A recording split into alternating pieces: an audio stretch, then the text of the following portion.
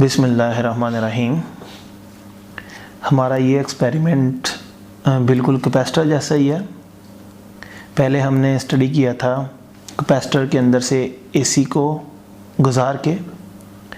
इसमें मैं एसी ही गुजारूंगा, लेकिन कैपेसिटर से नहीं बल्कि इंडक्टर से गुजारूंगा। सही है। और एक चीज़ को यहाँ पे एनालाइज किया जाएगा, जैसा कि हमने इंडक्टर की जो रिएक्टेंस होती है XL, उसका फार्मूला पढ़ा है, वो बराबर होता है ओमेगा L के। मतलब जो इंडक्टर की रिएक्टेंस है, यानी जो इंडक्टर की अपोजिशन है AC को, वो उतनी ही ज़्यादा होती है जितनी फ्रीक्वेंसी ज़्यादा हो। XL is equal to omega L, मतलब जितना ओमेगा यानी जितनी फ्रीक्वेंसी ज़्यादा होगी उतनी XL ज़्यादा होगी, उतनी इंडक्टर की रिएक्टेंस ज़्यादा होगी, उतनी इंडक्टर की अपोजिशन ज़्यादा होगी, उतनी इंडक्टर की रेजिस्टेंस ज़्यादा होगी। किसके ज़्यादा होने से? फ्रीक्वेंसी के ज़्यादा होने से। तो यहाँ मैं AC करंट गुजारूंगा और बीच में गैल्वेनोमीटर लगा दूंगा। अगर तो इंडक्टर की रेजिस्टेंस फ्रीक्वेंसी के बढ़ने से बड़ी होगी, इसका मतलब फिर फ्रीक्वेंसी के बढ़ाने से करंट कम होना चाहिए। फ्रीक्वेंसी के बढ़ाने से करंट कम होना चाहिए, क्योंकि जब फ्रीक्वेंसी बढ़ाऊंगा फार्मूले के मुताबिक रिएक्टेंस बढ़ेगी। अगर रिएक्टेंस बढ़ेगी तो इसका मतलब ये है कि वहाँ करंट कम हो रहा है। सही है। ये CR ऑसिलोस्कोप है, ये AC जनरेटर है जिसकी फ्रीक्वेंसी कम ज़्यादा हम कर सकते हैं, वेरी कर सकते हैं। ये गैल्वेनोमीटर है जिसके अंदर से करंट गुजरेगा, उसके हिसाब से ये डिफ्लेक्शन शो करेगा। यहाँ पे ये ब्रेड बोर्ड है, ये AC तार की, ये है आपका गैल्वेनोमीटर की 2 तारें। ये हमारे पास इंडक्टर है, ये देख सकते हैं आप इंडक्टर, ये कॉइल की सूरत में ये इंडक्टर के 2 टर्मिनल। ये AC सप्लाई है, इसकी ये 2 तारें आ रही है, इसमें AC अल्टरनेटिंग करंट आ रहा है।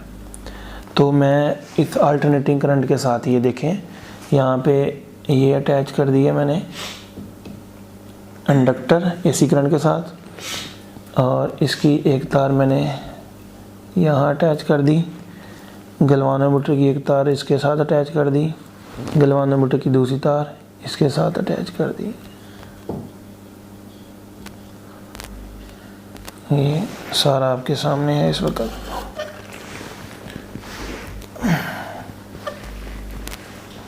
क्लियर। अब आपके सामने जो अरेंजमेंट है मुख्तसरन, इसमें 3 चीज़ें हैं। एक गैल्वेनोमीटर लगा हुआ है ताकि करंट का पता चलावे, और रास्ते में इंडक्टर लगा हुआ है, और AC सप्लाई लगी हुई है। आपके सामने मैं फ्रीक्वेंसी को यहाँ से, ये देखिए करंट कितना है 0, फ्रीक्वेंसी कितनी है 97.777 किलो हर्ट्ज़। इस फ्रीक्वेंसी पर यानी 97 किलो हर्ट्ज़ पर करंट कितना है इस वक्त? 0 करंट है तकरीबन। अब मैं फ्रीक्वेंसी बढ़ाता हूँ, कम करता हूँ, बल्कि इससे कम करूँगा। ये देखिए मैंने कम की, फ्रीक्वेंसी कितनी हो गई 74 किलो हर्ट्ज़। आप देख लें यहाँ करंट की वैल्यू भी आ गई है। सही है। और कम करता हूँ, यहाँ से मैंने फ्रीक्वेंसी कर दी 36 किलो हर्ट्ज़। देख रहे करंट बढ़ गया।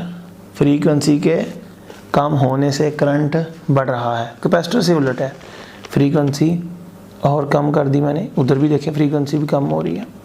कितनी हो गई इस वक्त 21.215 किलो हर्ट्ज़। करंट कितना हो चुका है? बढ़ चुका है। और कम करता हूँ फ्रीक्वेंसी, ये देख लें, और कम होगी frequency 11 point something, current full यहाँ आ गया, चला गया है। और कम करता हूँ फ्रीक्वेंसी को, ये देख लें एंड चली गई, अपनी फुल स्केल डिफ्लेक्शन पे चला गया। इसके आगे तो सुई जा नहीं सकती। सही है। तो क्या देखा आपने भी, फ्रीक्वेंसी के कम होने से करंट बढ़ा है। करंट कब बढ़ा होगा? मतलब करंट 2 तरीके हैं बढ़ने के, एक वोल्टेज बढ़ने से, एक रेजिस्टेंस के कम होने से। तो क्या यहाँ मैंने वोल्टेज बढ़ाया? तो आंसर है नो। यहाँ पे मैंने क्या बढ़ाया? कम किया। यहाँ पे मैंने क्या किया है? रेजिस्टेंस कम की है। मैंने नहीं की, मैंने उसकी रेजिस्टेंस कम नहीं की, बल्कि उसकी रेजिस्टेंस डिपेंड करती है फ्रीक्वेंसी पे। फ्रीक्वेंसी कम की है मैंने, फ्रीक्वेंसी कम होने से उसकी रेजिस्टेंस XL यानी रिएक्टेंस कम हो जाएगी। जब उसकी रिएक्टेंस कम हो जाएगी करंट खुद ब खुद कम बढ़ जाएगा। तो मैंने यहाँ क्या किया है, ओमेगा को कम किया, मतलब फ्रीक्वेंसी को कम किया, फ्रीक्वेंसी कम कर दी, उसकी रिएक्टेंस भी कम हो गई। जब रिएक्टेंस कम हो गई करंट बढ़ गया, गैल्वेनोमीटर ने ज़्यादा डिफ्लेक्शन शो कर दी। अब मैं क्या करूँगा, फ्रीक्वेंसी को ज़्यादा करूँगा। फ्रीक्वेंसी के ज़्यादा होने से इंडक्टर की रिएक्टेंस बढ़ेगी। जब इंडक्टर की रिएक्टेंस बढ़ेगी तो इंडक्टर की जो करंट है वो कम हो जाएगा, गैल्वेनोमीटर की डिफ्लेक्शन भी थोड़ी आएगी। देखिए फ्रीक्वेंसी को बढ़ाता हूँ, ये देख फ्रीक्वेंसी बढ़ती जा रही है, देख लें इस वक्त 30 पे है ये करंट की वैल्यू, फ्रीक्वेंसी कितनी है 11। फ्रीक्वेंसी बढ़ाता हूँ इस वक्त, ये देख लें फ्रीक्वेंसी हो गई जी 31, करंट कितना हो गया तकरीबन 18। फ्रीक्वेंसी इधर से हो गई जी 47 किलोहर्ट्ज़, करंट हो गया 10 पॉइंट पे। फ्रीक्वेंसी इधर से और बढ़ा दी मैंने 63, फ्रीक्वेंसी है, करंट है तकरीबन 8। फ्रीक्वेंसी और बढ़ा दी, ये 81, करंट आ गया तकरीबन 2 पॉइंट पे है। फ्रीक्वेंसी और बढ़ा दी 96, करंट तकरीबन 1 पॉइंट पे है। फ्रीक्वेंसी और बढ़ा दी मैंने, ये 150, ये देखें 127, और करंट तकरीबन जो है 0 तक पहुंच चुका है तकरीबन। तो ये था जी सारा, ये देख लें, ये फ्रीक्वेंसी कम करने से करंट बढ़ गया, फ्रीक्वेंसी ज़्यादा करने से करंट कम हो गया। फ्रीक्वेंसी कम करने से करंट बढ़ गया, फ्रीक्वेंसी के ज़्यादा करने से करंट कम हो गया। फ्रीक्वेंसी देखिए उधर कम हो रही है, करंट बढ़ रहा है। फ्रीक्वेंसी ज़्यादा हो रही है, करंट कम हो रहा है।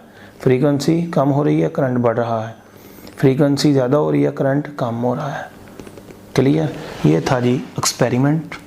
आखिरी एक लाइन में अपनी बात को क्लोज़ करता हूँ।